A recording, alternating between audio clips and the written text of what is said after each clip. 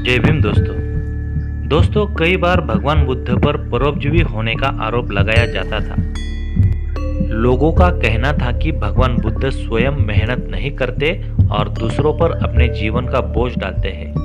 अब देखते हैं कि इस आरोप का खंडन भगवान बुद्ध ने कैसे किया। एक बार भगवान बुद्ध मगध देश में दक्षिणगिरी प्रांत के एक नाला नामक ब्राह्मण के गांव में रहते थे। वहां ऋषि भारद्वाज के 500 हल खेती के लिए जोड़े जाते थे। तथागत चिवर ओढ़े भिक्षा पात्र लेके जहां ब्राह्मण काम कर रहा था उस जगह पहुंचे। उस वक्त वहां भोजन भी लाया गया था।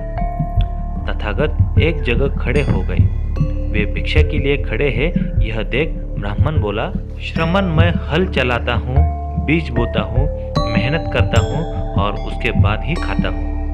आपको भी हल चलाना चाहिए, बीज बोना चाहिए और उसके बाद ही खाना चाहिए।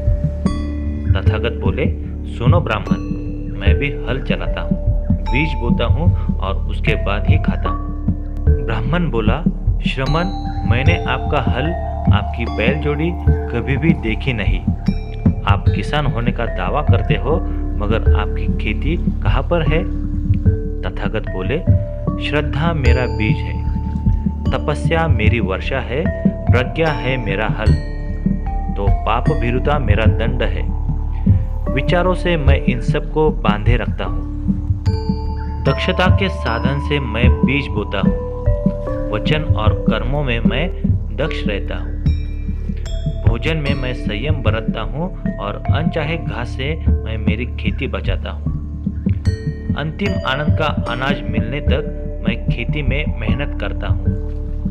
प्रयत्न मेरा बैल है जो हड़बड़ी जमीन से कभी कतराता नहीं, और यह मेरा बैल सरल शांति के मार्ग से जहाँ दुख का नामो निशान नहीं ऐसे अंतिम स्थान पर मुझे लेके जाता है।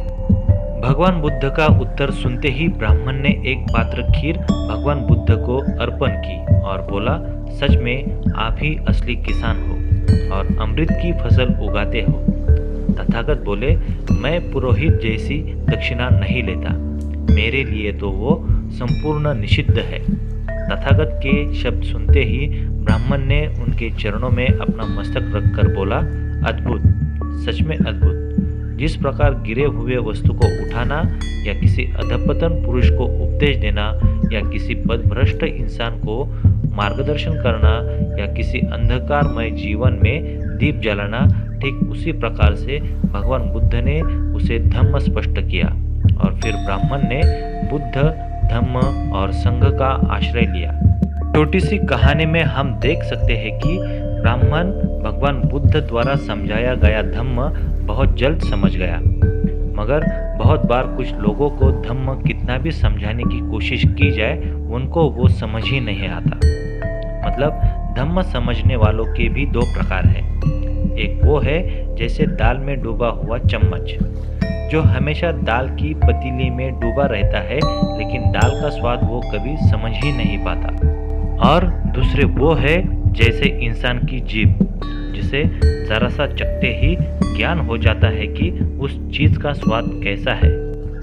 हमें हमेशा अच्छे लोगों के संगत में रहना चाहिए, यानी मूर्खों की संगत से भला है एकांत।